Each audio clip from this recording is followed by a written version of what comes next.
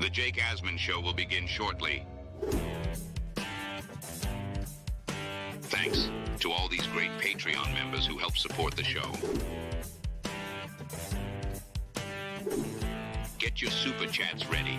Jake will be here in just a moment. If you love the New York Jets, this is the place to be.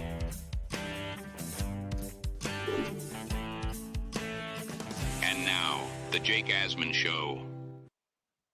Aaron Rodgers and Garrett Wilson both downplayed their quote-unquote animated exchanges at practice so far this summer. We'll hit on what they said. I'll give you my thoughts, plus a surprising announcement. Tarik Cohen calling it quits. He's retiring from football. My thoughts on that as well. It's the Jake Asman Show. Let's hit it and get it started. Man, our Jets are primed for a historic season.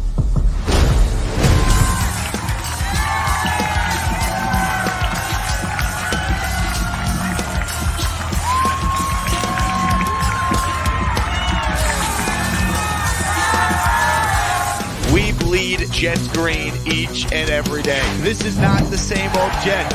We have Aaron freaking Rodgers. We have Garrett Wilson. Let's go. We have Brees Hall. Please subscribe and hit the like button below. Super chat, baby. Cut the line. We have Sauce Gardner. We have Quinnen Williams. The Jets bandwagon is loaded. Now it's time to talk all things New York Jets. It's the Jake Asman Show. Here we go, Jet fans. Welcome in, everybody. We got real football tonight, baby. A year ago, the Jets were in the Hall of Fame game. I'm rocking my Pro Football Hall of Fame hat. You got the Texans taking on the Bears later. We'll see the new kickoff rules for the first time on an NFL field, so I look forward to checking that out. And it's a perfect segue because before we dive into some of the comments made by both Aaron Rodgers and Garrett Wilson yesterday, let's start with the rather, I don't want to say stunning because, this is not a huge superstar level player, but it certainly is a surprise that Tarik Cohen, who based on his own words was healthy, really enjoying the opportunity the Jets were giving him this summer, he's calling it quits. He has decided to retire from football. The reports state that Cohen informed the Jets this morning that he is stepping away. Tarik Cohen was a guy who has not been healthy the last several years, former All-Pro returner. He's a guy you would think if he were healthy with these new rules for kickoffs, he would be a guy that would have a legit chance to have an impact on the team. He would make the team. So it is a big surprise that Cohen is calling it quits at age 29 because in his own words, just the other day, he came out and he was talking about how he feels healthy. He thinks that he's got a great opportunity to kind of resurrect his career. So this was certainly a surprise. I thought Cohen had an inside path to making the team, just based on what we've heard so far and just based on what we've even seen. If you've seen Cohen in person, he's looked productive. He's looked elusive. So this is certainly a surprise. I mean, earlier this week, he was talking about how happy and excited he was for his comeback. So if you're Izzy Abanaconda, if you're Xavier Gibson, today's a good day for you because I think Tarik Cohen was coming for that returner job. And really, it's a great day for Izzy, whose roster spot might be safe now. If the Jets keep 4 running backs, we know it's going to be Brees, Braylon Allen, Isaiah Davis, and now Izzy Abanaconda. So Tarik Cohen, we hardly knew ye. We'll see you later. So a bit of a surprise out of Jets camp this morning. There's no practice today, Jet fans. The Jets have a walkthrough that is not open to the media. The Jets will hit the practice field tomorrow. They will have an open practice for fans on Saturday. I will be there. So if you're an Asmaniac making the trip, make sure you say hello. Looking forward to meeting a bunch of you at training camp this Saturday. And then next week, I'll be at practice twice. I'll be there Wednesday morning and Thursday morning for the joint practice against the Commies. We have our big-time Jets training camp meetup in East Hanover 1 week from yesterday, 6 days from right now, Wednesday night, August 7th. We have just 8 spots left. If you're going, make sure you RSVP if you want to hang out at Don Jose Mexican Restaurant in East Hanover New Jersey. Spots are limited. I've been saying it. Only 50 total spots. We have, I think, 8. Is that what I just said? 8? I don't even know. I was on the radio till 1 in the morning last night, so I'm a little loopy this morning. But anyway, looking forward to that event next week. RSVP with the link in the description for the video you're watching right now if you plan on joining us for our first ever training camp meetup in East Hanover, New Jersey, just 15 minutes away from the Jets facility in Florham Park. Yesterday at the Jets facility, you had both Aaron Rodgers and Garrett Wilson address the viral, heated discussions that were going on at practice. One of the biggest non-stories we've had with the Jets in quite some time. But I think there's a great positive that is coming out of these stories. You get to learn the dynamics of Aaron and Garrett and just how locked in they are, how they're both trying to get on the same page, how they see the potential for greatness. This is what you want. 2 superstar level players who care so much about winning, who want to be great together, who are passionate trying to get on the same page. That's what's happening here. These are great things happening. And anyone who tries to tell you that it's somehow a negative doesn't know football, hates the Jets, probably both. But I loved this yesterday from both Garrett and Aaron Rodgers. We'll start with Garrett. Here's Garrett Wilson breaking down his animated discussions with Aaron Rodgers. I mean, those videos, they look a certain way, and we're both passionate guys out on the football field, and I mean, I was just telling Jared, like, I'm a different guy out on the field than I am, whenever y'all see me after the game or whenever it may be, and Aaron's kind of the same way. So it's really just a conversation that we're both like-minded. We're trying to figure out a way to attack our defense, and he'll tell me why he needed me at this depth. I'll play receiver, so I'm like, man, I was open here. That's just how I am, and with that, it may look how it looks on social. And honestly, I try not to worry about it too much because it's not real. When me and him are out there having those conversations and getting the way we are, we're getting better. We're getting better. We're gaining an understanding for each other and the way we go about things, the way we think and interpret the game. So it's truly enlightening for me every time we have convos like that. And despite how it may look, and just because I am an emotional, passionate guy, so when we lose, and I might look a certain way, but in reality, all those conversations, those things are helping me, to be better for Aaron, because he can make your life real easy. So for me, it's my job to be on my details, and he's been on me about those details. So just making sure I'm checking in with him after drives, after plays, after we, I feel like I left something on the field because I want to fix it, I mean, how can anyone listen to Garrett Wilson there and not, 1, love the guy and his mentality, and 2, not feel great about his dynamic that he has with the franchise quarterback, right? And I brought this up the other day. I think Garrett Wilson is comfortable now having those discussions with Aaron Rodgers. A year ago, he was just getting to know him, right? Like, Garrett Wilson couldn't go to Aaron Rodgers and say, hey, I want it done this way. He was going into his second year. Aaron Rodgers was the guy coming to save the Jets. But now, Garrett Wilson's put up 2 great seasons with an abomination at quarterback. He's a legit superstar. Aaron's acknowledged that. Aaron's acknowledged that Garrett has a chance to be the best receiver in the league, right? So Garrett's more comfortable with Aaron Rodgers. It's a sign of respect that Aaron will have those discussions with Garrett Wilson. Al Lazard can't do that with Rodgers. Xavier Gibson can't do that with Rodgers. Rodgers says something, they do what they're told. Garrett has enough respect from Rodgers that he could have those type of discussions with the quarterback. There are 3 players on this offense that could have those type of talks with Rodgers. One of them is Tyron Smith because he's going to the Hall of Fame.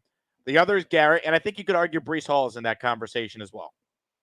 Here's more from Garrett on his relationship with Aaron. Most definitely. I feel more comfortable just gaining understanding for each other because it has been a year and a half now, that we've known each other. But as far as on-field reps, we don't have a year and a half worth of those. So we kind of got to make up some time there, and that's okay. We're willing to do what it takes to do that.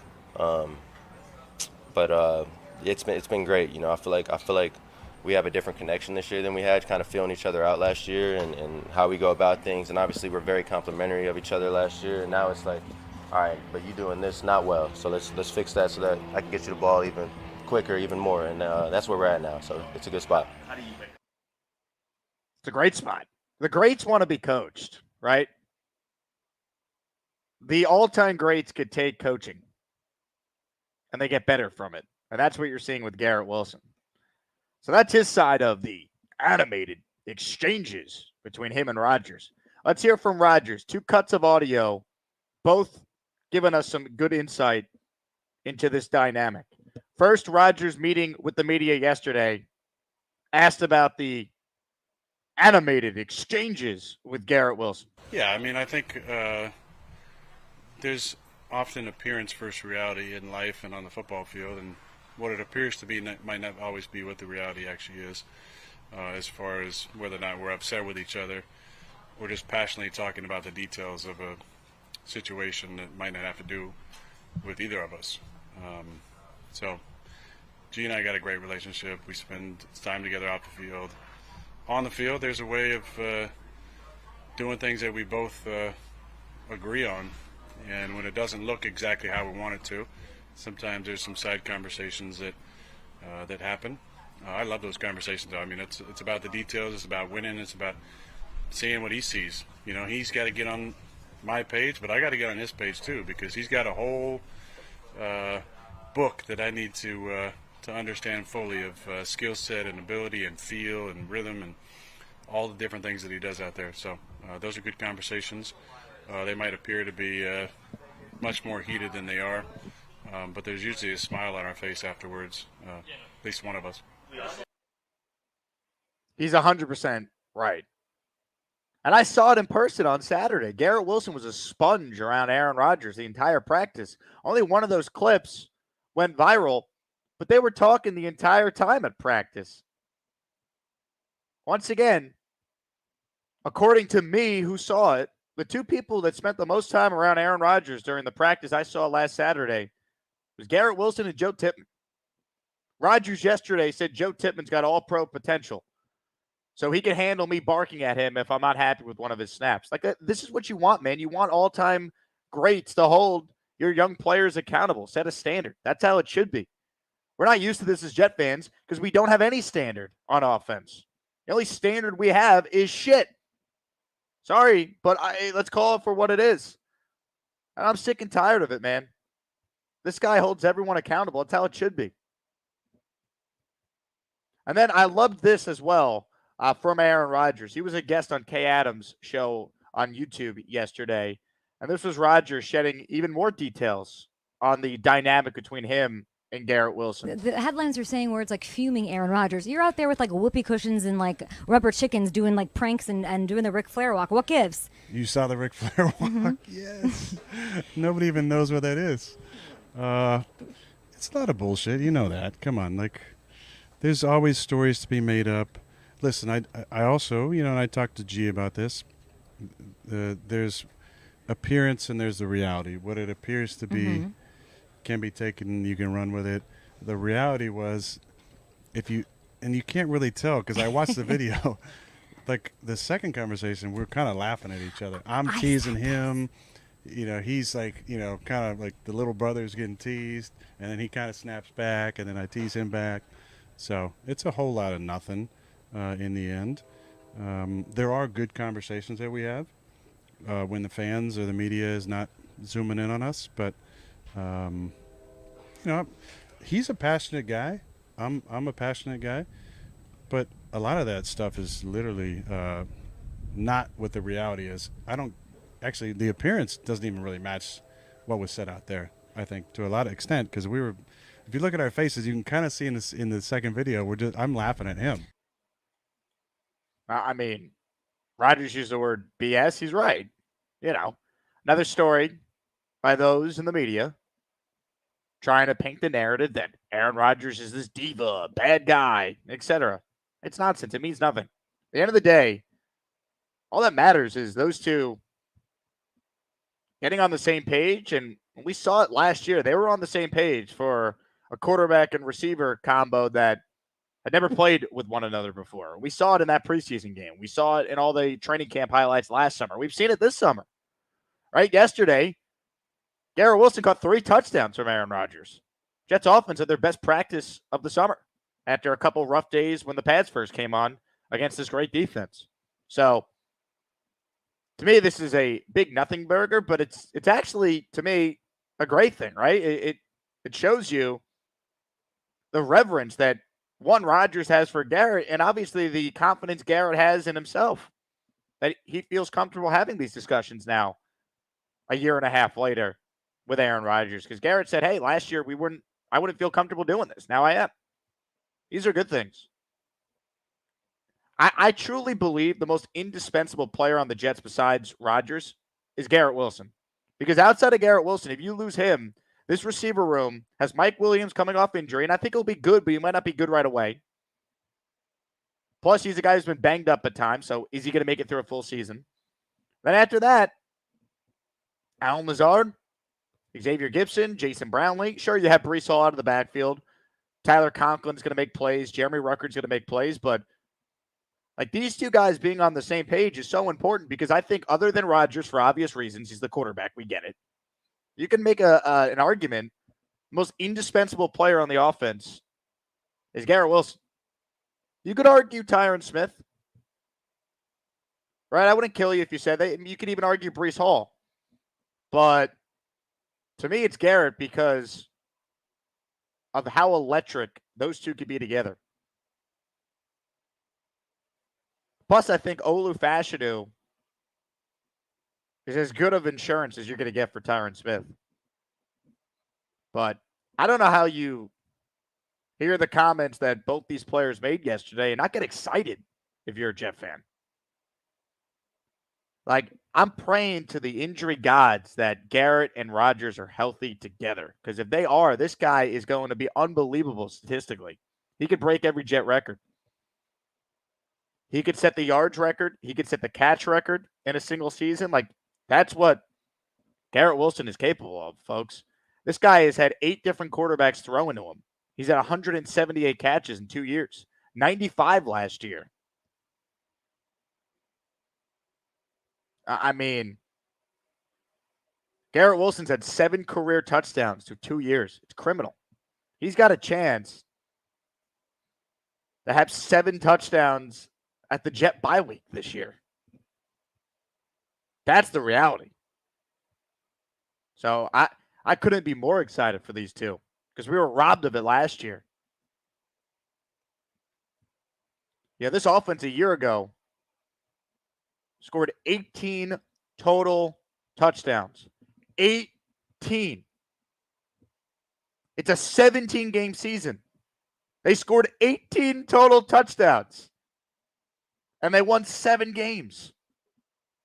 So screw everyone who doesn't think the Jets can't at least be a 10-win team. Because guess what?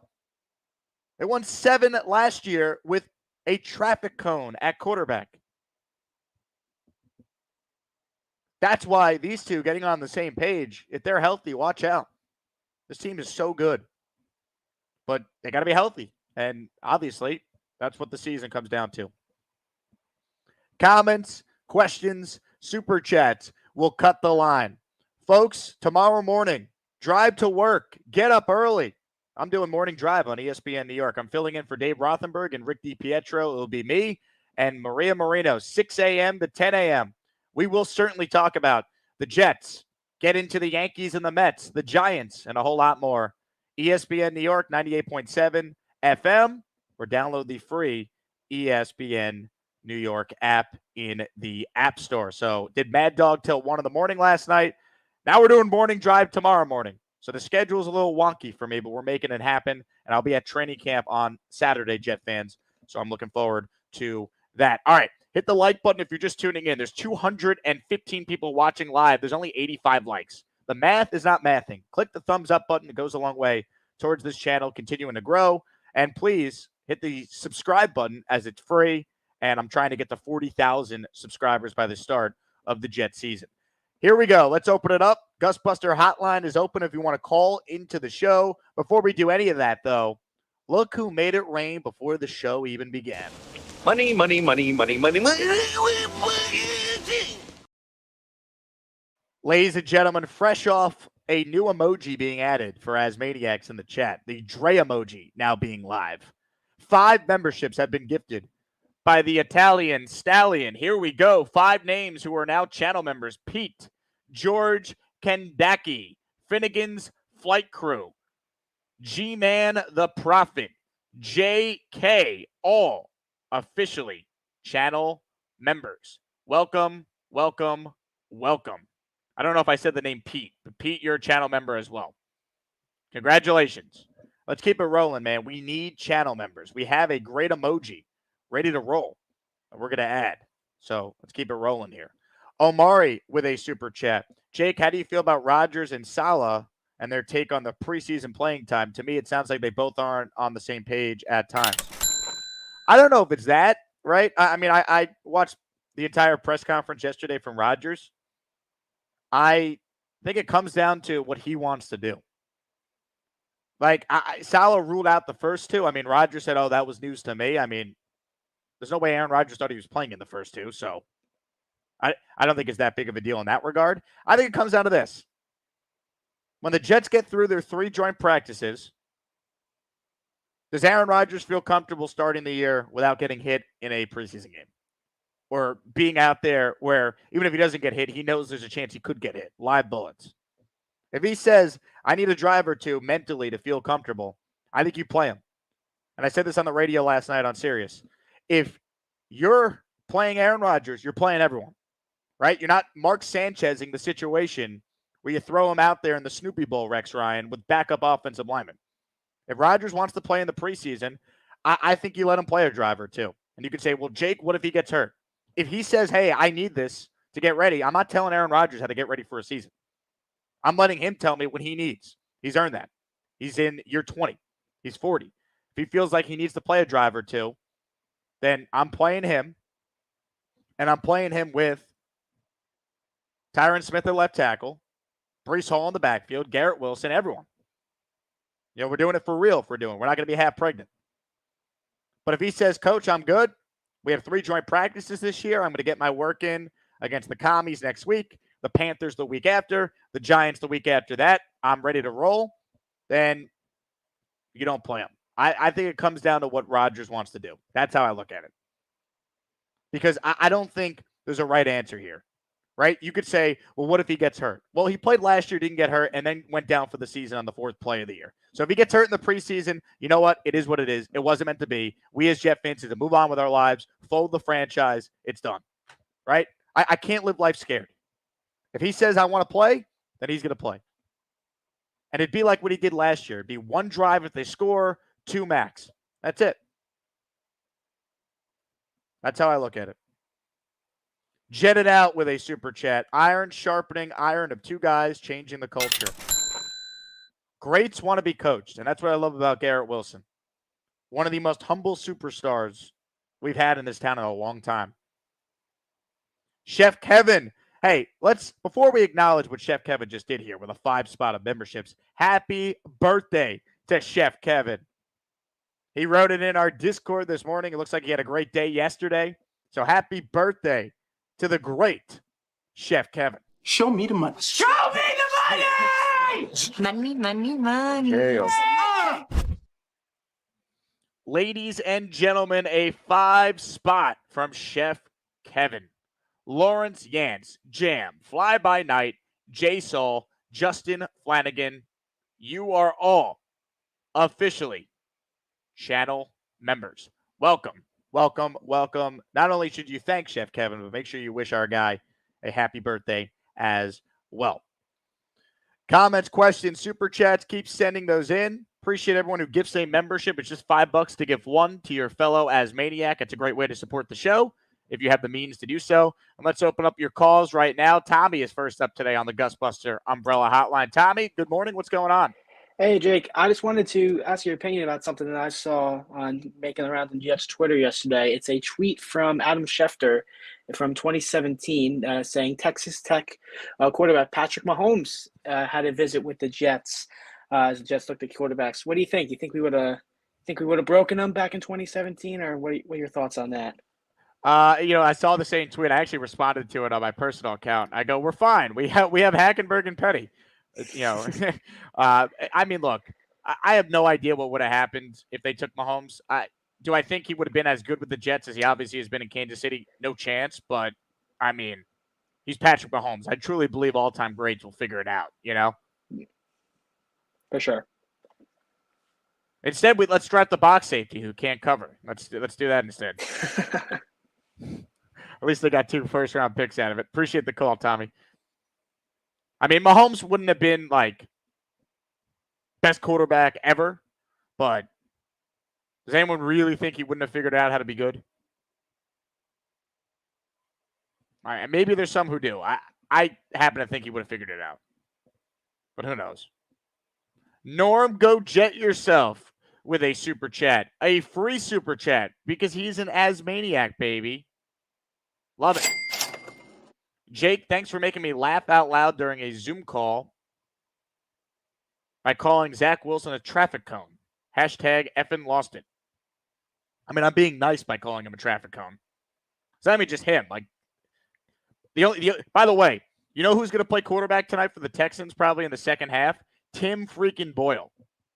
And I can objectively say the only quarterback I know Zach Wilson is better than is Tim Boyle. You're going to get a lot of Davis Mills and Tim Boyle tonight for the Texans in the Hall of Fame game. Get ready. Lawrence Rubin says, I RSVP'd for the meetup in East Hanover next Wednesday. Who's going? Lawrence, see you there, my man. Come hungry. The food is excellent. If Rex Ryan and Nick Mangold are regulars here, you know the food is good because those are some hefty fellas who know how to eat good food. That's how I look at it. I love it. Jeff Life writes in, Lazard even does what he's told. G5 is different. Yeah, because Garrett Wilson is great. Lazard's just a guy. So Garrett Wilson can communicate with Rodgers things he's seeing because that's how they get on the same page and get better. Scott Wilson writes in, what does C.J. Mosley need to do to make it into the Ring of Honor? I think if the Jets win a championship, you could see it one day for Mosley. He's been here a long time. By the end of this year, Mosley would have played longer for the Jets than he did the Ravens. Think about that. He's been a damn good player. Consummate pro, great leader. I don't know if he's a Ring of Honor guy. If they win, it certainly will help. Mo Lewis, you could argue, should be in the Jet Ring of Honor too, if you're going to talk about linebackers in this team's history. So we'll see. But you guys know I'm a big Mosley fan. He came on the show. Couldn't have been nicer. So I've always been a CJ guy. More calls right now. Ted is up next. What's up, Ted? Hey, Jake. The question about Mahomes, I would say it helps to have a Hall of Fame coach and a Hall of Fame DC because Spagnuolo, having that kind of guy to help out on the other end, that he fell into the perfect situation. But my point about Garrett was, I can't imagine the inaccurate balls that he'd have to try to catch from Zach Wilson. Behind him, you could look at probably 50% of or more of his catches where the balls were just poorly placed, and he'd have to, slow his route down or, catch it behind his head or whatever. And you're going to finally get a quarterback, throwing him in stride and, at full speed finally. So plus competent offensive line and offense. So he'll have way more spacing on top of, what he had last year, which was basically nothing. So that's what I'm looking forward to the most. I mean, Garrett Wilson got open more per route than most receivers in the league last year, and yet never got the ball because the quarterback was either incompetent or the offensive line was in shambles, or both. Yeah, Jake, what did you think about the Jets trying to move up to 6? I'm not surprised. Yeah, we know they tried to move up with the Bears before that. They called Atlanta. They want their preference was receiver if they could move up, and if not, trade back, get some picks, and double down on the offensive line. I'm thrilled with how it worked out. That said, I do think they're going to need to add a receiver at some point here, especially if there's an injury. So Devontae watch is not over yet. True. Yeah. We'll see. We'll see about that one. But I'm happy the way things turned out with Olu. I like Bowers, and we're not going to bring up that name too often anymore. But if he turns out to be a 10-year starter. Did somebody say Brock Bowers?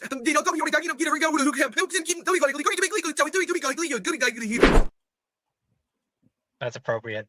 If he turns out to be an All-Pro or a 10-year starter, I'd be thrilled. So the way things are coming out in camp about him, that was the right pick. Yeah, 100%. The early returns on Olu have been awesome, Ted. Good call. So, look, you don't want Olu to have to play a lot this year, but I think the reality is he's probably going to have to play 6 or 7 games, right? I mean, Tyron Smith last year played 13 games. That was the most in a while he's played. It's time for that now. So we'll see. I'm a big Olu Fashanu fan, though. One, I love the fact that he's getting the tutelage every day from Smith and from Morgan Moses. I think that matters. And then 2, this guy is really good.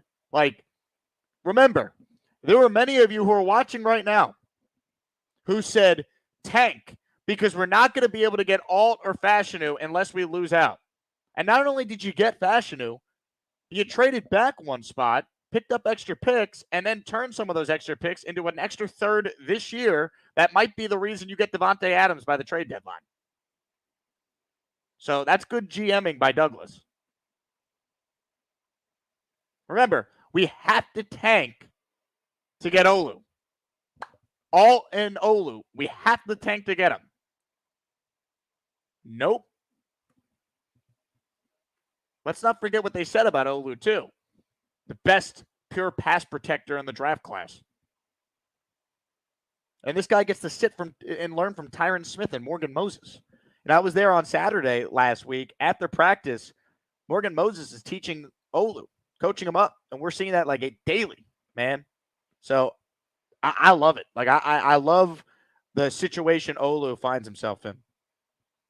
Connor Rogers player comp from Olu Fashanu was DeBrickashaw Ferguson. You tell me, Jet fans, is it a good pick to draft the next DeBrickashaw if that's who he ends up being? Duh.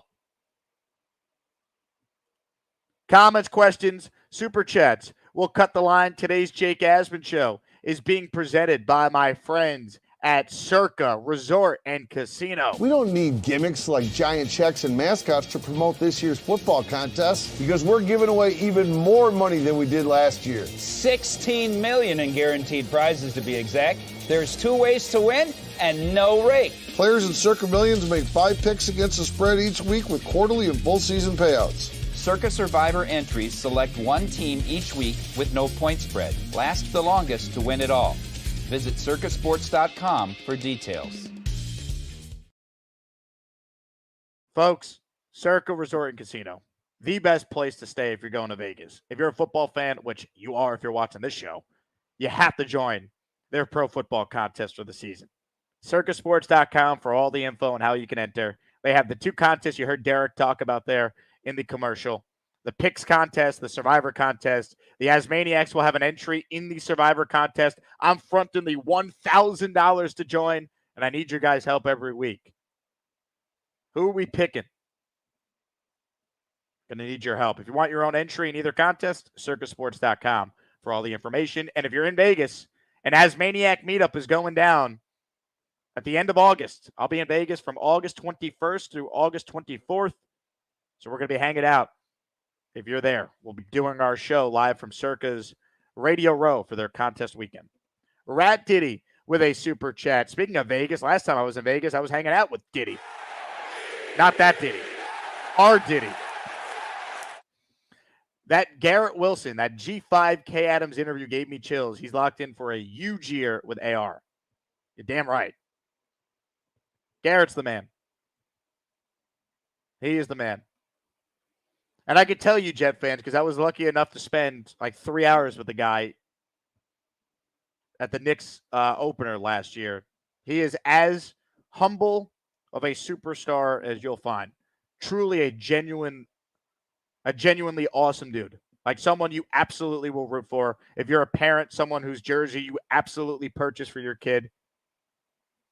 High character guy. Him and Sauce are as good as it gets in that regard.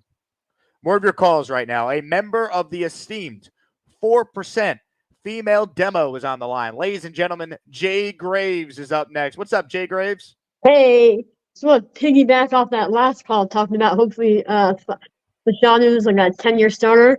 Our last first round left tackle, shocker, overweight and puking at camp again. And then he had the audacity to tell the Eagles media, well, I always do that. Well, bro, doesn't mean it's normal. Doesn't mean it's normal. So I'm like, thank God we got rid of that problem. Yeah, Becton is no longer our problem. So we don't need to talk ourselves into him maybe being good again. You know, I think it's funny. Same story over the different team, same story. Yeah, look, it's amazing a year ago what the tackle situation looked like for the Jets versus where it is right now. Where I even feel pretty good about Carter Warren based on what I've heard. Yep, night and day, man. But I feel like the media who's saying that this is all like they're beefing on the field. They clearly have never played a competitive sport in their life because I mean I was in middle school. I played soccer my whole life. Remember, I was a defender, and I was one of the fastest girls in the team. And my one friend, she's forward, and she was faster. And like we're friends, and she just kept kicking and running around me. I'm like, bitch, like come at me, use your skill. And we were chirping all the way into the locker room. We were still best friends. Like it doesn't matter. It happened. I've told people to shut up on the field. I've told people to get out of my way, get off the field. I've even mouthed off to coaches or my teammates to come and sit on me, so I didn't follow the coach as he walked down the sideline. So people, they haven't. It's like Garrett said, I'm a different man between those lines. Like you can be the nicest person, but when you're in that game mode, it's something else. Like your brain just flips that switch. And I think, I mean, not to his level, clearly, but I was kind of like that when I played sports. So I get it. You get pissed off and people aren't playing right. And especially if you're on a good team or a team that has potential and you get one person that makes a mistake. And I used to get on girls all the time. It's sports. It's like, it's how it goes. And Rodgers is an all-time great. He has a high standard. The Jets have never had high standards on offense. So about time. Yeah. And the other thing Garrett was talking about, he said, that the little details matter with Aaron. He said we kind of got away from that, last year after he went down. Then he said, we're not freestyling. And he kind of walked it back and was not freestyling. But so he was saying at some point, I might see myself open if, I do something more hooked and he wants it flat. So I know, we saw Garrett open ridiculous amounts of time last season without being thrown the ball. And that was not giving any credit to Zach Wilson, but I don't think Zach had it between the ears that when Garrett was freestyling, he didn't know enough to look at him to get it there. So that could have been part of the problem too. Mm-hmm. Again, not to put any kind of give Zach any kind of excuses, but I think it was a brain issue. But I think when you're not as good as your other player, you're not going to know how to do that if you suck. Andrew Fialco writes in, Jay Graves, confirmed ball knower. Yep. Jay Graves, you're the best. Thank you so much. All right, bye, guys. Jay Graves, check it in. Great call there. Shout out to the great Andrew Fialco. And Uncle Rich, who was rocking Jake Asman Show merch earlier this week. Ladies and gentlemen, our guy is celebrating a birthday. He's on the line right now. The great Chef Kevin has called in. What's up, Kev? Jake, what's up, brother? How you doing, man? Oh, look at that bucket hat you got on. I love it, man. Thank you. I saw the King the other day rock it, man. I didn't want to steal his look by putting on the shades, so I'm just gonna keep my my frames on. But thanks again for the B-Day love, man. All the Asmaniacs. Appreciate all y'all reaching out to me. Thanks again for having me on the platform, Jake. It's always appreciated. Just really need to give a shout out to Keith Best, man. You're an amazing person, great soul, inspiration to all of us. Keep fighting, man. We got your back. But we always we're all praying for you, man. Just something that I just want to get off my chest, Jake, just because I've been listening this last week and you've been doing an amazing job. The guests that you've had on, great insight. The fans, man. It's for me, it's just it's cringy when I'm hearing stuff with fans just being disgruntled about the 51st man, the 52nd man, the 53rd man getting on the roster. That stuff for me is we're worrying about third string players at this point. Don't, you know what I'm saying? Don't worry about that stuff, man. We got a great offensive line right now. It seems like everything's working pretty good. I appreciate all of the Robert Saleh slander that has gone down a little bit. I feel like when these preseason games come in and you're seeing everybody clicking properly, the defense excelling really great, the Chuck Clark, getting him acclimated back there, making sure the line is solidified, get Reddick back in motion, seeing a leap for McDonald. I really feel like that defense, once they all come together, is going to be top three, if not the best. And then that offense, which is what we're really anticipating and waiting for.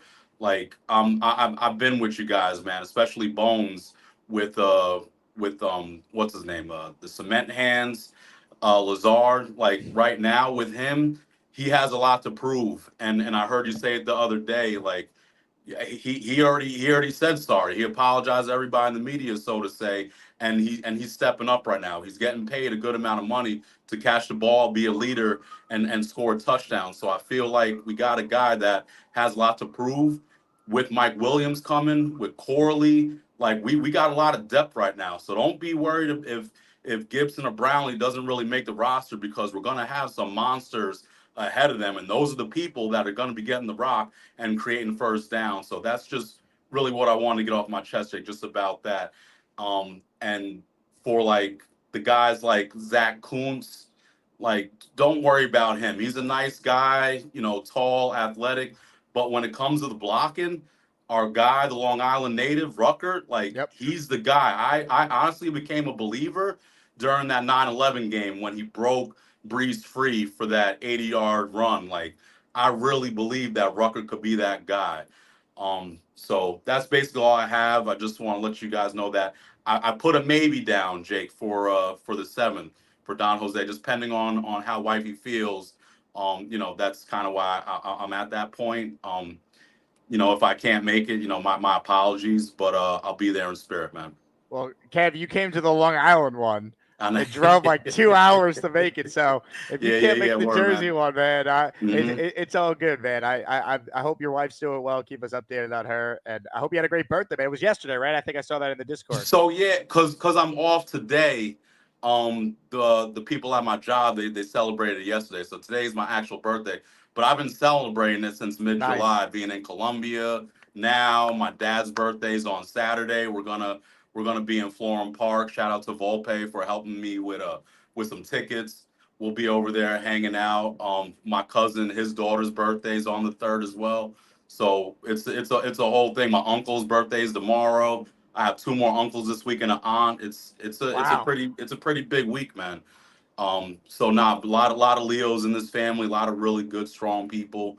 But it's just my dad, myself, and my son and my wife. I have a brother-in-law, shout out to him, who's a diehard Jet fan, and his son is a Jet fan. But the rest of the family, they're all different fans, man. So we just stay tight and true to who we are. It's my dad who passed it down to us. I love it. Well, Kev, happy birthday. Enjoy it, man. I look forward to seeing you soon, all right? Appreciate you, brother. Chef Kevin checking in, and he's 1,000% right. I mean, a year ago, think about what we were discussing. Who's the 5 offensive linemen out there? Is Tippmann going to win a job? Who's the left tackle? Is Dwayne Brown going to be healthy to even play? Is Becton going to actually be the right tackle? Remember, there were beat reporters speculating they're going to trade Becton. Remember that? Then the other questions with the team, who's the backup quarterback? We really comfortable with Zach? I never was for a second, but that was the conversation a year ago. A year ago today was the Hall of Fame game. Remember Zach Wilson made the greatest pass in the history of football to Malik Taylor? That's what Hard Knocks tried to tell us that pass was. I mean, my God. With all due respect to Malik Taylor, it was a nice catch, nice throw by Zach, but good God. I mean, you would have thought that was Manning to Manningham in Super Bowl 46, the way they covered that thing. That's what we were talking about a year ago. Now you got Tyrod Taylor. We don't even worry about the backup. We know what he is. Right? We're arguing who's running back 4. Is Izzy going to make the team if Tariq Cohen steals a spot? Well, we have our answer to that one now. So this team is so much better than they were a year ago. That's what it comes down to. Like, to me, significantly better than they were a year ago. Lazard was wide receiver 2 last year. He's 3 or 4 now. Brees wasn't practicing at this time last year. This team is way better. Duncan with a question. Is there any chance Mike Williams starts the season on the 4-week IR? I guess there's always a chance. I don't see that happening, though. Rodgers said last week that he was a little ahead of schedule. You didn't get that from Saleh, who's trying to downplay it, but Rodgers spilled the beans on that. I expect Mike Williams to start week 1. I've never wavered on that. If he doesn't, I think that's a bad sign because he got hurt in week 3 last year. He should be ready for week 1. Dre Day says, I see you with the Hall of Fame hat on. You're damn right, baby. I had such a great time last year. Obviously it was a great weekend for the Jets with Revis and Klecko, but if you're just a football fan, the Pro Football Hall is awesome. But that whole weekend experience last year, to all the Jet fans who were there, such a great time. We did our bit. We had like 250 people come to the meetup that me, Boy Green, and O'Leary planned in Canton. It was a blast. A lot of fun. Hit the like button if you're just tuning in. Subscribe if you haven't. We talk Jets each and every day, twice a day on this channel. We're live for the second show on the day around 4:30 Eastern time today. So the Jets might have the day off today from media availability. It's only a walkthrough, no practice today. But we're still giving you great content each and every day. Speaking of great content, if you want bonus content, Discord access, your name in the intro, 15% off every item in the merch store.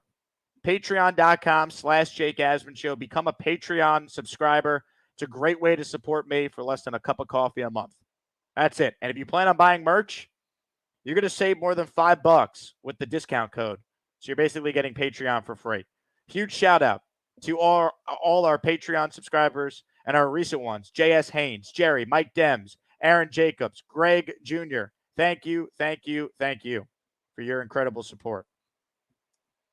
More of your calls right now on the Gus Buster hotline. But first, shout out to Mackenzie Bates, who became an Asmaniac the old-fashioned way by just spending the money to do it. Thank you, Mackenzie. Appreciate your support. We've added 11 new members so far in this show, which is awesome. More calls right now. Kyle's on the line. What's up, Kyle? What's going on, Jake? I hope you're well rested after yesterday's breakneck schedule. Yeah, man. So, two things. The first thing about, the Garrett and Rodgers interaction. It's like the national media doesn't realize that this guy has always been beloved by his teammates and that Wilson is not in any way a diva. We're not dealing with Stephon Diggs. We're not dealing with Tyreek Hill where there's problems off the field here. This is a guy that has been good with Tarik Cohen at quarterback, and since he's been in the league, basically 1,100 yards, and he's someone who wants to get better, wants to be great, and wants to win. So why would that would, and any other team in the league, that no one blinks about that type of interaction on the sidelines? It's crazy. Second, yeah, completely agree. Tariq Cohen. The most Jets thing ever would be if Tariq Cohen goes out the side door and Corey Davis comes in. That said, I don't think that's going to happen. Who do you think might be someone like? How would we fill that position? Are we looking for another receiver? Are we looking for another returner? Are we looking for a back maybe, or another position entirely? I think they're going to fill it with what they already have on the team. I think you could see Isaiah Davis and Malachi Corley get more opportunities, special teams wise, to return kicks. Gibson is going to be back. I thought he was the front runner to have the job anyway, based off of last year. Izzy Abanikanda, I mean, he has a new lease on life in my mind because I thought Cohen had a chance to steal his spot on the team. I don't think they're going to make any addition there. I think it's going to be what they have already in place. Right. Well, for those rooms, I guess so. But I mean, for the larger 90 for camp, I would imagine they're going to add somebody. I'll be interested to see who they do that to add. Yeah, they could. I don't know if it's going to be anyone that notable though. All right, I'll be listening tomorrow morning on ESPN.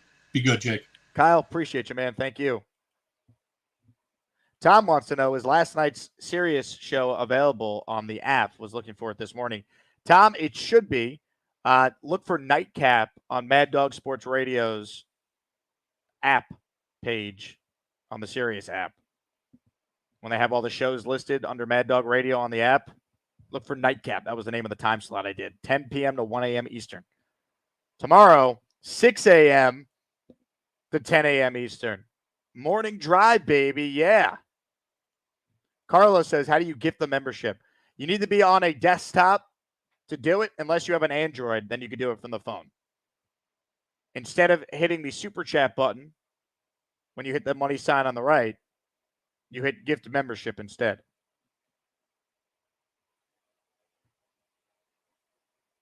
Hennessy says, is Mike Williams practicing? Not yet. He's on the Brees Hall timeline, they've said. Brees didn't start practicing until mid-August last year. The big fella writes in, what is the next emoji? We have this one ready to go, but we'll find out if people want the Bobby Cricket lamp emoji. Either way, we need about 75 more members for another emoji, so we got ways to go. But I appreciate all the support. What should be our next emoji? I'll take suggestions from the audience. I want to do things that fire you guys up. The show is for the fans, by the fans.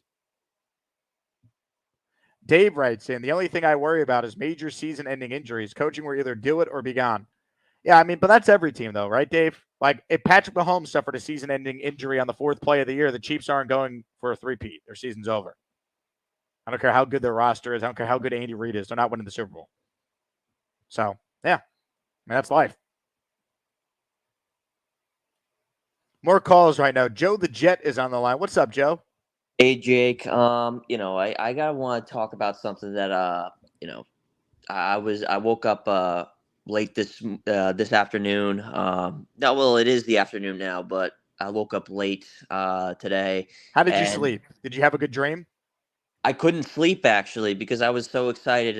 Football's back today. The Hall of Fame game. Yeah. I just couldn't. I'm just so excited for football being back, man. I'm just giddy about it. But football is back. Yes, we yeah. will see Tim Boyle play quarterback tonight because we couldn't get enough of that last year. I was hoping that we would see Caleb Williams, but he's not playing tonight, right? Caleb Williams is not playing. That's correct. Okay. But on other topics, I just saw this suggestion on my phone on Get Up, and it said, is there a divide between Aaron Rodgers and Robert Saleh? Is there a power struggle being developed? And I was like, are you kidding me? Like, it was based off of, I think, the Kay Adams interview that Aaron Rodgers said. I wasn't aware Robert Saleh said I wouldn't play two preseason games or anything like that. And then, Greeny sort of took that and ran with that and sort of made that sound like there's a divide between Rodgers and Saleh. But honestly, you see what the media is trying to do there? You see how they manipulate or take a quote out of context and say, is there a divide? In the same, it wasn't the Kay Adams interview, it was the press conference. And in that same press conference, he also said, but that's up to Robert. I'll do whatever he wants to do. If he tells me he wants me to play in the preseason, I'll play. But that wasn't mentioned, I'm sure, on the Get Up segment. Because why would it? It wasn't. It doesn't fit the narrative, of course. No, it was mostly Greeny panicking in that segment, and Dan Orlovsky saying, like, if it doesn't work out, it would go down as the worst trade in NFL history. Which I'm going to just say this. I mean, we gave up we had like a pick swap and a second-round pick. They gave up 2 second-round picks, to go for it. I have no regrets if it doesn't work out with Rodgers. They were never winning with any other option besides going for it with this team. If it doesn't work, it doesn't work, but it doesn't mean it was the wrong decision. What was the better alternative? Derek Carr, Jimmy Garoppolo? Please. No. Or Gardner Minshew or something like that? No. Get a grip. But, when you look at the worst trades in NFL history, I think of like the Herschel Walker trade where they gave up 4 first-round picks. How about the Jamal Adams trade that the Seahawks made? Come on, man. That and, or the Russell Wilson trade. I mean, that's probably the example that everyone's Deshaun Watson. I mean, there's a lot of worse trades than the Jets giving up 2 second-round picks for a Hall of Famer to go for it with this roster. Yeah, no. And the Deshaun Watson trade is actually going under the radar as being one of the worst trades of all time. I mean, that guy has not done anything for Cleveland, but that's neither here or there. I want to talk about something that's very interesting that someone said much, much earlier. It was about C.J. Mosley and him being in the Ring of Honor. I got to really thinking about it, man. C.J. Mosley has been with the Jets through thick and thin. I think he's been one of the more better players in Jets history.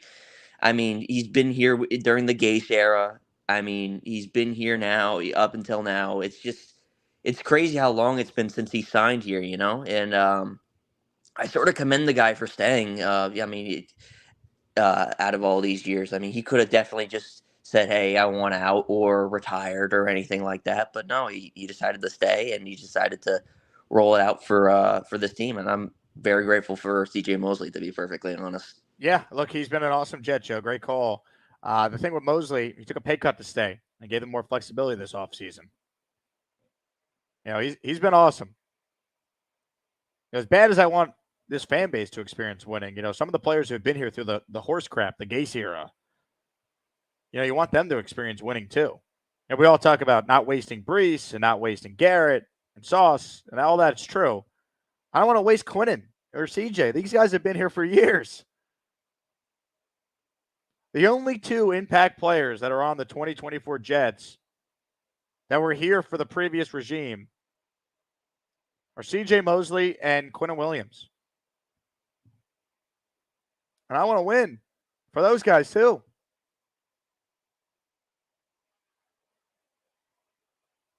So, for sure. How about this? Ariza Urza with a member super chat. Like and subscribe. Thank you. Hit the like button. All right.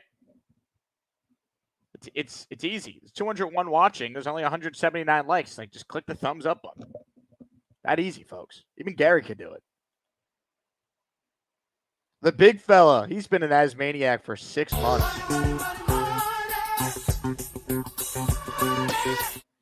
Jake, my vote is for the Chef Kevin emoji. He's a great guy and a big part of Asmania. I like that. Chef Kevin should have an emoji. It's a good idea. Jetted out with a super chat.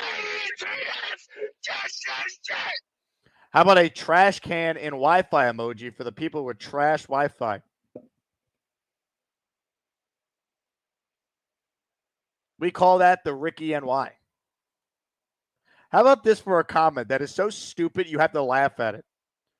The great Ronaldo writes in, Jake Asman, good one, man. Never heard that one.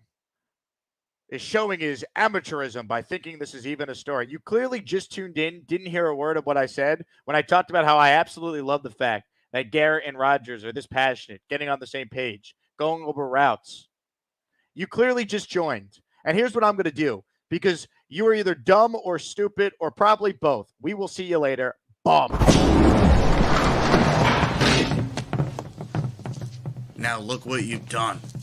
No more protection from the Asmaniacs. Had to pull you out of the chat and cast you down with the sodomites. Some time in here will feel like you've been run over by the lane train. You understand me? You catch my drift? Give them another 24 hours to think about it.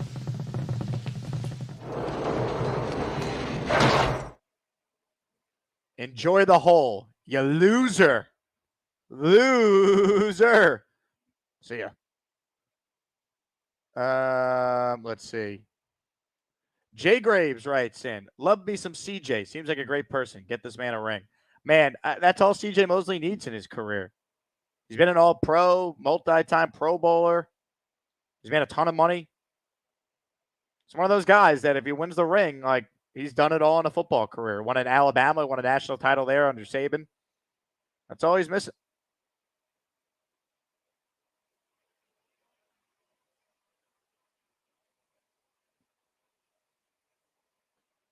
That page, Chris, wasn't the long snap. Yeah, Thomas Hennessy, with all due respect to him, you know, it's a little different when you talk about a Pro Bowl linebacker, a Pro Bowl defensive tackle, and then the long snapper. But yes, Thomas Hennessy was here for the previous regime as well.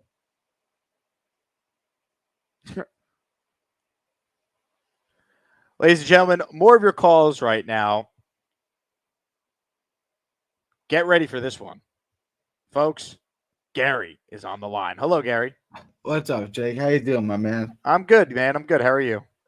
I got a question for you. A little off topic, but just the drop you always play from Aaron Rodgers. And I've been meaning to ask you this for like months. because I want to play it at certain times. When he says "congrats for the on the sex," what is that? What is that in reference to? Like what is that? Like where does that come from? He was congratulating you and your wife. But like, you don't remember? What's the context of that? Like, Hey, congrats on the sex. To be honest, it was during one of his McAfee hits last year. I forget. Okay. I think AJ had another kid or something. All right. It's just a weird thing to say. I was wondering the context of that. He was talking about Boy Green, actually. Congrats on the sex. Yeah, I mean, nobody's made more sweet and passionate love after brutal Jet losses than Boy Green. So we're going to get into all of it here. Again, my name is Paul Eston Jr., a.k.a. Boy Green. I'm the New York Jets digital reporter for Heavy.com. We come 2 hours after every final whistle here for the postgame show. And I'm going to be honest. The only good thing that happened to me late tonight, early this morning, was making sweet, passionate love to my fiance, which I did after the article was written and that kind of stuff. That's the only good thing that happened. Not great. Terrible. Yeah, don't bring your girl around Boy Green. You're not getting her back. Yeah. The way he makes sweet, passionate love. Yep. Also, real quick, it's 100 degrees outside. It's at least 90. What's with the long sleeve shirt? It's a very light shirt. It's a workout shirt. All right. Very thin. This is what inspired Lane to come up with Knoble, by the way. He was watching the combine and thought one of the combine participants was Knoble, but it's actually no bull on the shirt. Yep. There you go. Is that accurate? Is that right? That's my theory that was pointed out by a listener that I'm going with. Okay. Very possible. Like on Dumb and Dumber when he was Samsonite, when he's trying to figure out Mary's last name and looks at the suitcase and says Samsonite. There you go. Real quick, is it wrong? Like I woke up this morning and I saw the news about Cohen retiring and I was happy. Like, okay, Xavier Gipson's definitely going to make the team now. Is that like wrong as a Jet fan that like Cohen was probably better and I'm relieved that he's not going to be on the team? I don't know if he was definitely better. I mean, I don't think it really affects Gibson. I think it affects Izzy more than Gibson. I think Gibson's on this team regardless. That was another thing. I like Izzy. I understand he's not good in the pass blocking, but neither was Cook. Like Cook was terrible. Like what is like Jet fans don't really seem to like Izzy or they think he's expendable. Like if he gets cut, he's going to be on another roster. Like he'll be somewhere else. Like maybe someone will add him to their practice squad. He might be on the Jets practice squad if they cut him.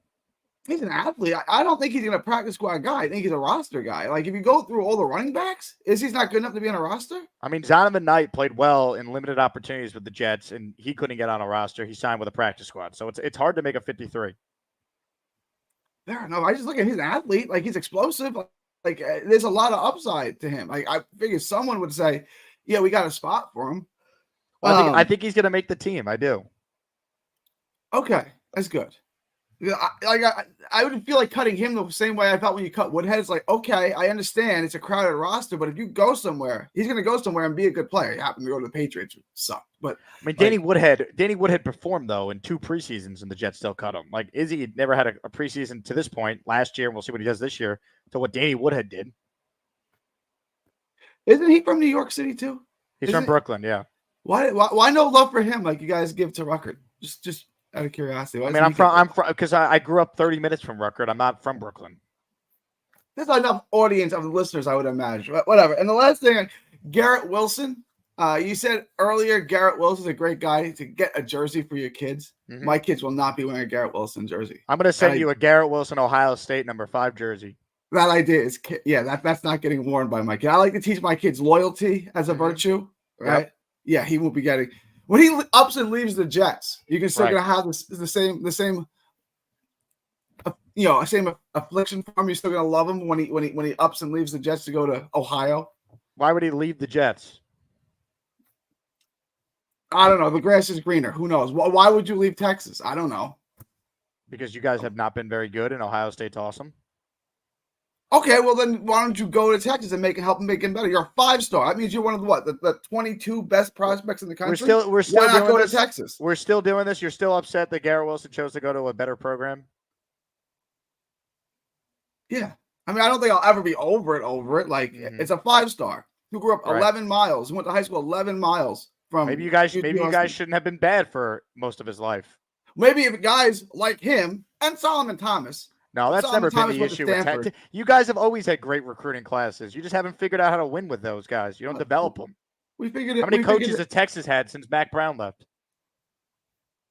Strong and Herman, and Yeah. now so 3. Yeah. So, but this Garrett, one's obviously so working. Garrett yeah. Wilson watched Ohio State go Urban Meyer, Ryan Day. They've never skipped a beat. They've been in the mix for every year. I understand Ohio State's been a better program. I'm not doing this with you. You know what I'm going to teach my kids one day? To not have takes as bad as yours. Gas station pizza is better than a Big Mac. I can't do it, Gary. Chicken with pasta is worse than peanut butter with sandwich. You got me on one. Chicken doesn't go with pasta. Don't you know it's disgusting? Chicken can't go with pasta. Why? Because of the texture. Instead, go get yourself pizza at the closest Shell gas station. Cause chicken don't go with pasta. I just discovered dogs are pets. Also, as Big Fella writes in via Super Chat, and you learned this if you watch the Garrett Wilson origin story, he grew up in Chicago. He was born in Chicago. It's not like he's a Texas kid his whole life. He moved to Texas at 10.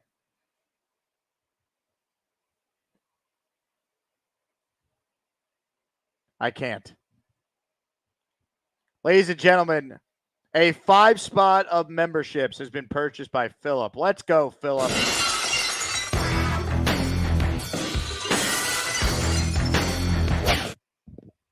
Matt Lefernmina. Just end the stigma. Midnight Mike show. Midnight Mike, I'm going to do my best to come on your podcast, but Saturday nights at 9:15 p.m.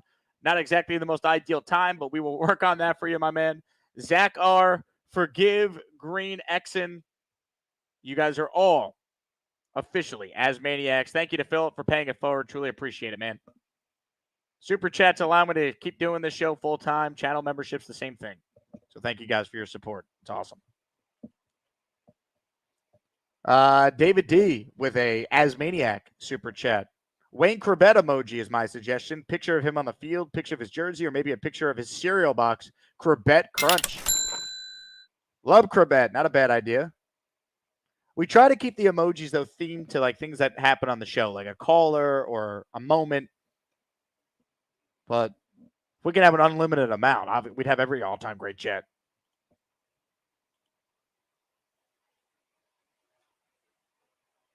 Let's see. A lot of people reacting to Gary's nonsense. Yep. Also, great point here by Rico the Pup.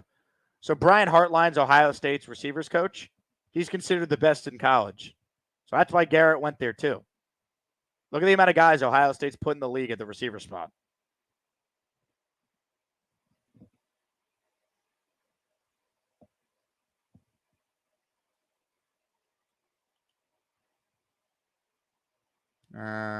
Lasso says the Gary animated clips are easily the best on this channel. I love it. Shout out to Lasso. He joined the fantasy league this morning. I believe we have 2 spots left. If you want in on a high stakes Asmaniac fantasy league, join the Patreon, message me on the Discord, and I'll get you in. 2 spots left. High stakes league. It's like $350 to join. The payout is massive. You got a chance to compete in the Circa full-time fantasy sponsored Las Vegas Fantasy Championships. If you win the league, it's a big-time league. So if you're a hardcore fantasy football player, last chance to join. We're going to fill those 2 spots, I'd imagine, within the coming days.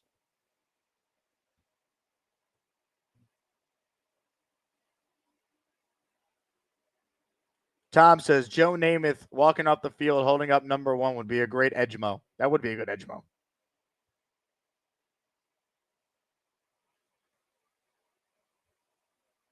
That'd be awesome. King of Kings says, do you think a roster spot we open would bring McGovern back, knowing he could play 2 positions on the line? I don't think anything with McGovern is related to a roster spot opening. I think they should bring him back regardless. I don't think one has anything to do with the other.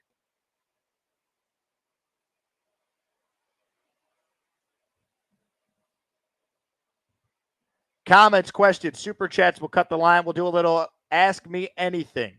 Jet related, non-jet related, anything sports, anything whatever. Write it in. Questions, a little rapid fire to wrap the show here. Snowball says, Jake, any chance of getting Connie on the show before next week? Connie's been dealing with some health stuff, so she's been trying to take it easy. But she will be joining our event next week, and then we'll definitely get her on the show after that. So if you're coming to the Jersey meetup in East Hanover next Wednesday, Connie Carberg should be there. Let's go. RSVP if you're coming. Spots are limited. Just a few spots remain. Join me, Richie, and a bunch of diehard Jet fans. BYOB, by the way. We'll have some beers there for you, but bring whatever you want. $25 prefixed menu for Jet fans. Includes appetizers and an entree. It's going to be awesome.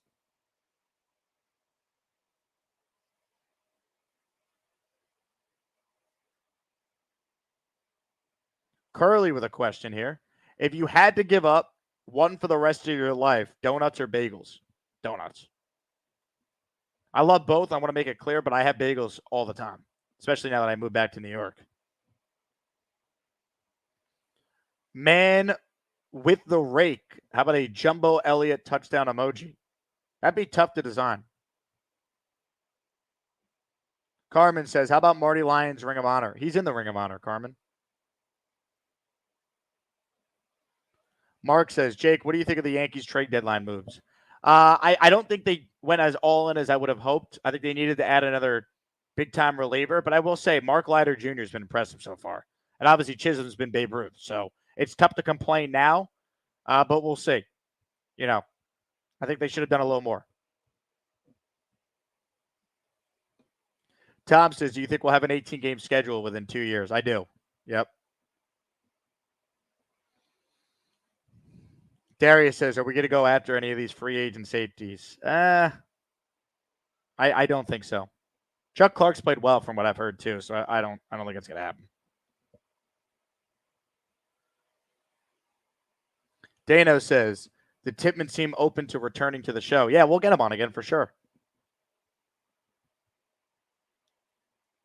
Rico says, Jake, why do you think Shaq continually hates on the Knicks? Because it's easy. Him and Barkley troll. Snowball says, do you know how big of a camera lens I could bring into training camp? Snowball, let me connect you with Tom Ace, because Tom brought an awesome camera to camp last week. So you could ask him. He's in the chat I see right now. Snowball, you got to be documenting all the action, all the photos of the Asmaniacs in the wild. And then get your Aaron Rodgers, Garrett Wilson photos too. David D says, who's broadcasting the game tonight? Asman, ESPN.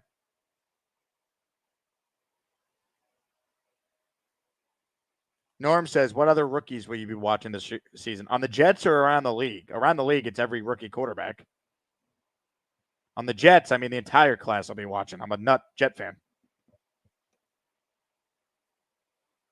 Matthew says, thoughts on the new NFL onside kick rules? Matthew, how are you not a channel member, bro? Turn on gift receipts. You watch the show all the time. You definitely will be gifted a membership the second you turn that on. Unless your name is JQuest, you should get a membership the second someone gifts it again.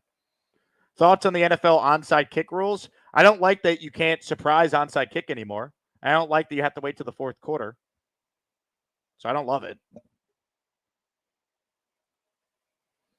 Did JQuest get his membership? Do you think you'll ever have to make good on your swag reward? I don't think so. JQuest has not gotten a membership. If you're a listener and you're the person who gifted a channel membership to JQuest, who's a funny listener, always in the comments, big time Asmaniac. The man wore a Knoble jersey to training camp this week. All right, that's how big of an Asmaniac he is. If you're the person that gifts JQuest a channel membership, any 2 items in the merch store, I will pay for and send it to you, shipping included. All right. I'm that confident it's not going to happen.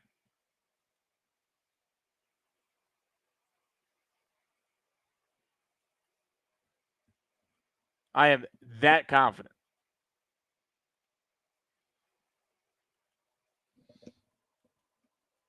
So I'd love to be wrong. I don't see it. Mike Dems has just gifted a channel membership. Christian Moriano is officially a channel member. Welcome, Kristen. Welcome, welcome, welcome. Prestige Shogun says, Jake, on a scale of 1 to 10, how gullible is the casual media and internet when it comes to false Roger narratives? On a scale of 1 to 10, how gullible? 1,000. Plumpy Boy, Super Chat, makes it rain.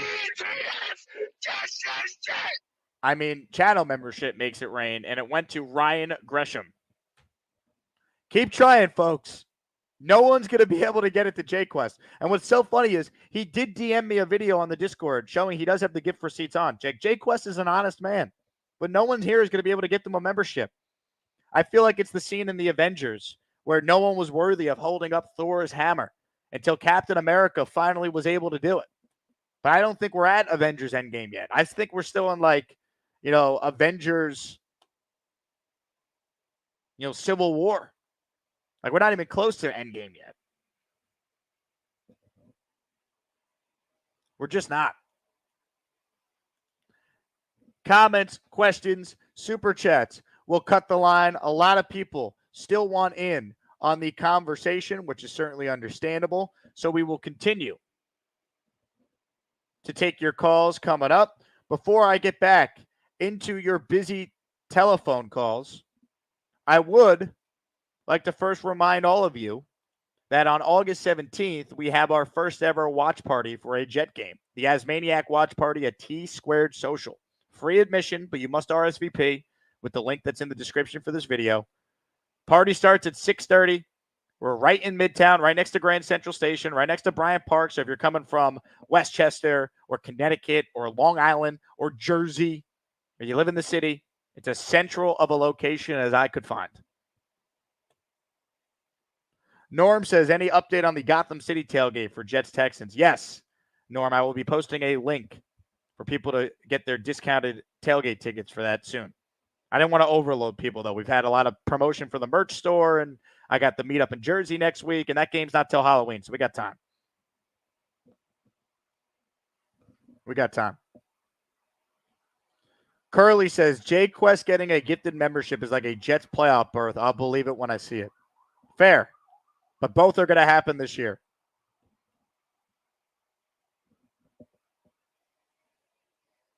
Both are happening. Dano says, Jake, would you rather own long-term stock in Odunze or Bowers? What if tight ends got PPR but wide receivers did not? I think Odunze is the better prospect, the better player, so I would rather roam stock. I'm not a Bowers boy. History tells me that Brock Bowers will be good, not great. Because there's never been a tight end drafted that high that was worth it in recent NFL memory.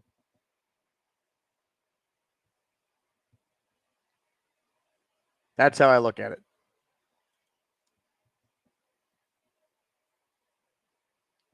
Comments, questions, super chats, cut the line, hit the like button. Mike Dems wrote in, Jake, you missed my super chat. Mike Dems, I apologize. I'm trying to find it. I don't see it. Where'd it go? I don't see it, Mike Dems. What was your super chat? We read your channel membership that was gifted. Here it is. Am I the only one having an impossible time trying to order jerseys from Parts Unknown? Got to get me some new jerseys. Well, Mike, my rules with Parts Unknown are simple. We don't discuss Fight Club, right? First rule of Fight Club is we don't talk about it. Message me on the Discord. That's all I'm going to say.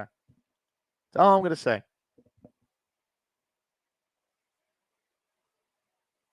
All right. Mark says, will there be a week 1 meetup for the San Fran game? I'm planning a big watch party. And if we do it right, it will be at T-Squared. So stay tuned for that, Jet fans. That's why this first one's got to go great. So we can do more and more of them.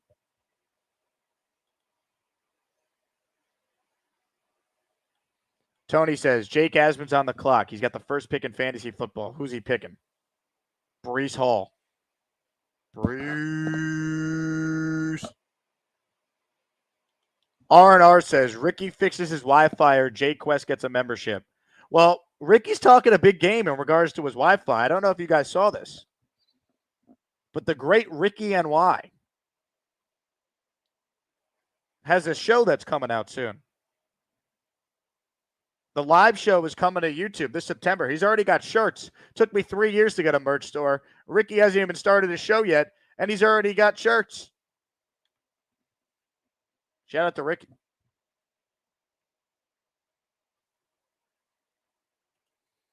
Donnie says, do you think Rex Ryan would be a better coach if he was currently put in Salah's position to fix the team and get into the Super Bowl playoff? I mean, yes, but Rex inherited a really good roster, right? He inherited a really good team. And then guess what happened when that roster deteriorated? Rex couldn't win either. You need a quarterback. For one season, would I rather have Rex right now or Salah? I mean, I would take Rex because Rex has proven when he's had a good team, he can win with that team. But to me, it's like it's apples to oranges right now. Like what happened with Rex once the roster stunk? He couldn't win. You still need players, man. You need a quarterback. Rex was able to win with Sanchez, but the roster around Sanchez was so much better than the roster that Salah first inherited. You can't even compare. Salah took over the worst Jets roster ever. They had the worst point differential in franchise history in 2020.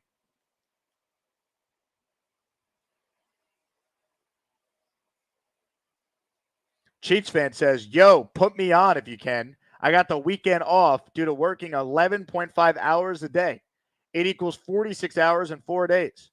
Man, is anyone working harder than the Cheats fan? Is anyone? The answer is no. Here's what we're going to do. We are going to put the Cheats fan on the show because I'm a big fan of the Cheats fan. But before we do that, I want to remind people why we love the Cheats fan so much. All right?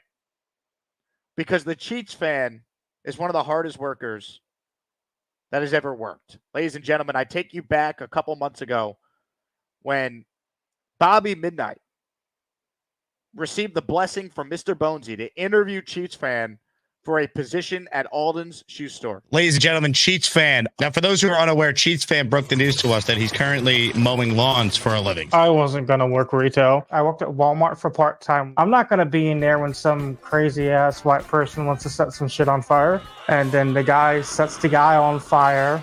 I wonder why there's a fire truck at Walmart. I'm like, oh, that crazy fucker actually did it. Bonesy writes in, Jake, I gave Bobby the rights to make decisions on Alden shoes. Maybe Bobby can interview Cheats fan for me. It's time for a Bobby job interview. Are you into shoes at all? I watched enough of Al Bundy to know about basic shoe stuff and let me measure your chest. Looked into shoe stuff, and my friends would always have the newest pair of Jordans while I was sitting there with $35 Dr. Scholl's not giving a damn what people said. Look at me. Do you ever sell anything? I would convince people like, oh, there's this new card product, go and buy it. Or like, I see you eyeing those plushies. One of their workers would always go open the fire door and light up a joint. If you worked at Alden's, what would you say to a customer? Do you need any art support? Would you like to purchase these shoes that are on sale? I wanted to be a Walmart greeter, but nowadays they give that to the elderly. Right, definitely. Yeah. Bobby. Clean the cars, but they asked them, oh, they would do it anyway. Times when people would, there's times when people would be in the hood. Cheats fan, you got the job. Bonesy already wrote in. Cheats fan, you're hired. Perfect. But the thing is, as a 13-year-old, I was cleaning cars better than the people who work at the car cleaning places because. Well, Bobby, excellent job. Thank you for your service. No problem. You go back to your lawn chair now, Bobby. What a show, folks. You won't find this anywhere else. It's funny. I'm wearing the same shirt today that I was months ago. How about that? Ladies and gentlemen, joining us right now is one of the greats. The great Cheats fan is on the line. Hello, Cheats fan. Yo, I've been catching the after shows, rewatching them, and all I gotta say is like, what's wrong with all the hate on your team, man? Like, seriously, I know it's New York, and in a big market like in New York, they're gonna eat you alive. Say Lazard causes an interception, they're gonna eat him alive or something like that. But I'm like, I honestly, you guys definitely are going to win the East. Bills got worse. Dolphins overpaid. And who the hell is Drake May? That's right. Now, Cheats fan, now that we got the football talk out of the way, Yeah. break down your week at Denny's. 46 hours this week? I basically decided to tell my bosses, hey, I'll work the long haul if I'm allowed to have one of my favorite things there, a stack of pancakes. I eat a stack of pancakes when I go into work, and then I have my coffee, and then I go and do the long haul. Then I have the Grand Slam about 8 hours later, and then I do my last few hours. So how many pancakes would you say you had over the course of the 46 hours you worked this week? 12. Solid. Yeah. I put on some chub, but it's fine. I'm like, when you're working, you're working. A little Nick Chubb? Yeah. I hope he recovers. Like last year, that was scary. And I did not. There's a lot of people that like were happy when he went down, and I didn't like that. And speaking of going down, I just hope Rodgers doesn't go down this year. No, we won't allow it.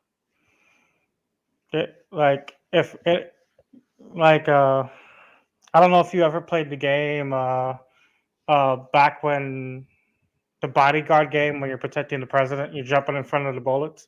Maybe Tyrod Taylor could lose his ACL for Rodgers if it came down to it. Well, Chiefs fan, I'll tell you what. I'd be more confident in you being in our Secret Service than whoever the Secret Service workers were that were assigned to protect President Trump a couple weeks back. Yeah, I don't want to bring up politics, but there was a game, the Secret Service game, where you would it was made on a cheap budget, but you would just jump in front of the bullet, and it was like a $2 game that became popular throughout the summer. Would you take a bullet for Patrick Mahomes? Most definitely. Yeah. If someone said chop off one of your legs for the three-peat, I would do it. Both your legs you would chop off? If someone said chop off one of your legs, I would do it for the three-peat. That's how dedicated I am to it. Which leg would you chop off, your right or left? This one, this one's already had like 14 different surgeries on it. I can't see which leg you're talking about. This one right here. Lift it up a little higher. Like, give me one of these. This one right here has already had 14 different surgeries because I was a roughhousing teenager and a roughhousing adult. You're roughhousing, huh? Yeah. I mean, yeah. But like working those hours ain't that bad for me because when you're filled up on coffee and the sweetness of the pancakes and the sugar, it goes a long way. And the thing is, everyone wants to be a server. Everyone wants to be a cook. No one wants to clean the shitters. Sorry for saying that like that. And no one wants to wash dishes because, I don't want to crack my hands. It's easy money. Like that. I'm letting people know, if you want a side-time job, being a dishwasher is easy money. But then I can clean during the rush hour, but certain people I know my friend who washed dishes who quit because of a rush hour. It got really bad. I'm like, bring it. What's your take on man with the rake saying the Denny Dash when low on cash? It's good. I just wish that they didn't take the $2, $4, $8, and $12 menu away. They only had that for a limited time. That should be a 6-month thing, but they don't want to end up like Red Lobster and go bankrupt. Well, man with the rake, I think, is referring to showing up to Denny's, eating a meal, and then leaving before paying. That to me is what the Denny Dash is. Oh, my bad. We don't have that here. But if we did have that, we legally can't do anything. I know that happens a lot up north, but the Denny Dash happens a lot in Chicago. Crime is crime. Dave writes in, Cheats fan, would you be decapitated for a three-peat? No. My friend's the same way. He's a Giants fan. He said he would lose 2 limbs if they can win back-to-back Super Bowls with Danny Jones or whoever they have. I think every fan would lose a limb just for a chance at a three-peat. Tom A says 14 surgeries on your leg. It's useless at this point. Basically. This is the same leg I broke multiple times. We would play street soccer in the hood. Mm-hmm. And the amount of times this knee has been worked on. Wild. Yeah. But I'm glad to have the weekend off, and my boss doesn't mind that. 411 writes in, good to know, can't do anything about the Denny Dash. I think you just encouraged my listeners the Denny Dash. I'm going to be honest with you. If I was in charge, I would tackle them. But in this day's America, that's assault, which is, sorry for cursing, straight up bullshit. Mm-hmm. Because stealing is not right. And how's your tackle form? Who do you model your tackling after? Brian Urlacher. That's a good answer. And when I want like in the ghetto, they didn't mind if we were tackling someone who was stealing. So I would literally tackle them, and I would intentionally tackle them into one of the edges. Mm-hmm. Oh no! Because up there, they just didn't give a damn. Because every day you would be in the dollar store when you go in there, and then you would hear someone robbing the Walmart down the street. That's right. Arsenal Jets Cheats fan. He's gifted a membership. He's enjoying the conversation. Yeah. This membership went to Noel Negrin. Hello. And I'm going to keep on working as many hours as I can just to get the weekends off because I'm going to be honest with you. I like working at this job, but the weekends are either slow or you have a lot of people who come in from church and all that. And then you'll get the rude old ladies. And I'm just sitting there. I'm like, you can't be rude to your food workers. Like, no one does the Eminem spitting your onion rings there, but like, I'm like, I don't know if y'all guys seen the South Park episode with the Yelper special.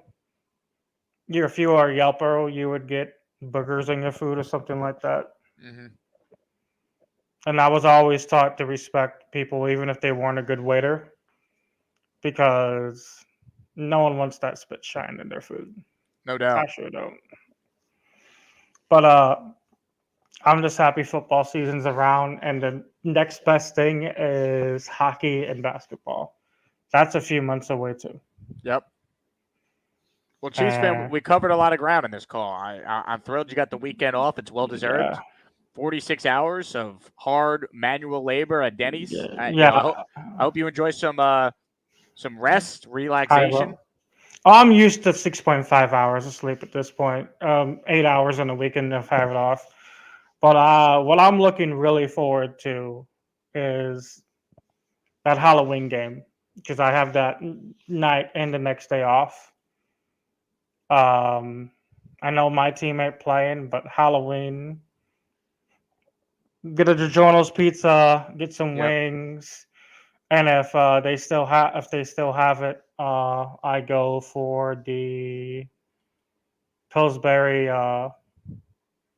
chocolate version of it. Sure. Sometimes they have it. It's like the triple chocolate, so you get your protein, your carb, and your sweet. Yep. Because DiGiorno doesn't do the pizza and cookies anymore. I wish they kept on. I don't know why they stopped that. Mm-hmm. And the other thing before I let you go, I've looked everywhere down here. All they have is Chicago-style pizza and St. Louis-style pizza at stores. Gross. Well, I don't mind the thin crust, but like I would love them to promote some New York stuff. Like we have I can't pronounce the name. That New York Sargento or whatever. We have one in town. It's not the cleanest. Mm-hmm.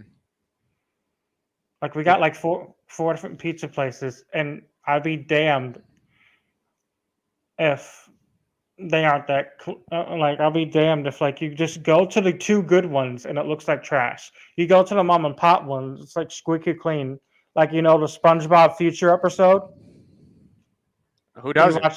Watch it as a kid. Everything's all metal and shiny. Mm-hmm. And I know someone wants me to say it. Future. Yes, I'm gonna go That's full good screen work. for you to say it. All right. Future. I can't do it loudly because I lost my voice yesterday. I was cheering on my team last night at work because I was watching I pay for a DVR and I was watching my DVR from my work, watching the Cardinals game on the DVR. When you're working 46 hours a week, you can avoid the DVR. Good old fart jokes. But I'm going to let you go because I am going to have some lunch.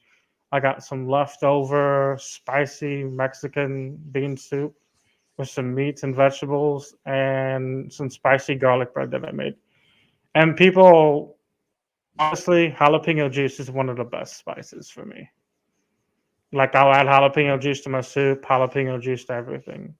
Like I won't even eat the jalapenos. I'll give all the jalapenos to my neighbor, and then keep half of the jar of juice, and then add that to food.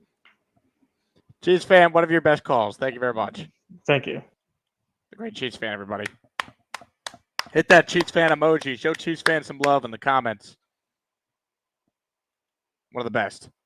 Ladies and gentlemen, the 411 on sports. They're live tonight at I believe, 6 p.m. Eastern time. Make sure you guys subscribe. VR, Johnny Boy. A channel membership has been gifted. And the recipient of the membership is Donnie Button. Incredible.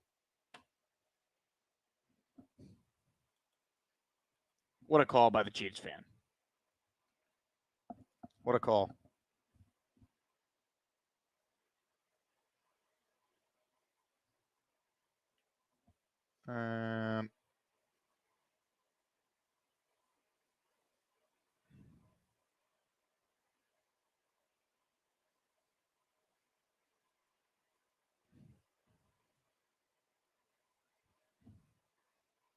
Let's see.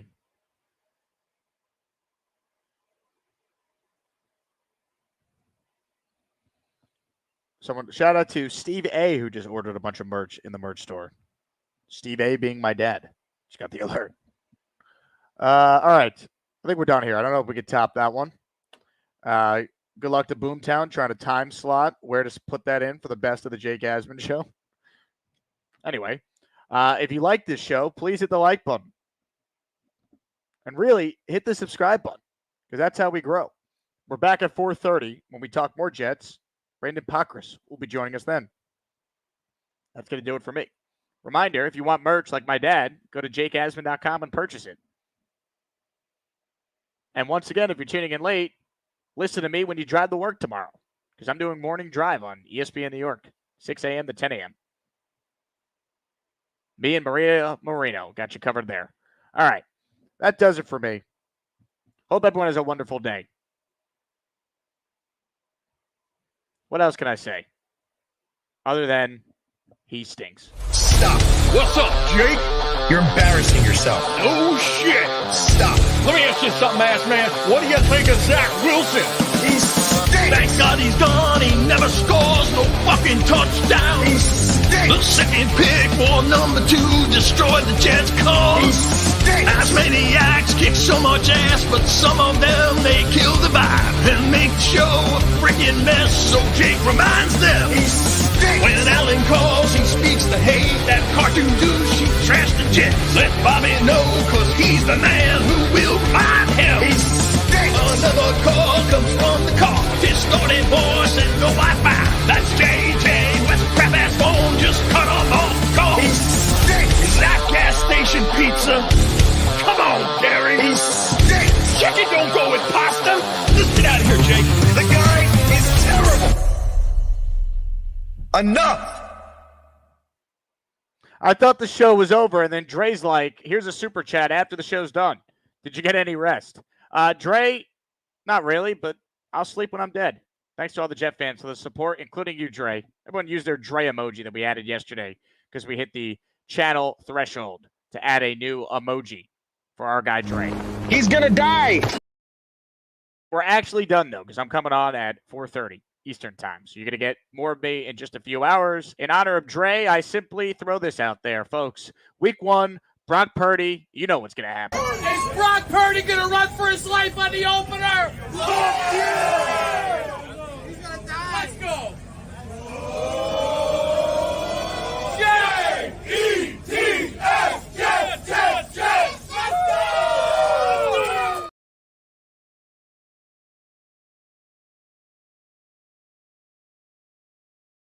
High formation, Carter the I-back. Rodgers under center, drops back. Lobs one, front left pylon. It is caught, Garrett Wilson, it's a Jet touchdown. Aaron Rodgers slips a magical throw to Garrett Wilson, and the Jets are on the board.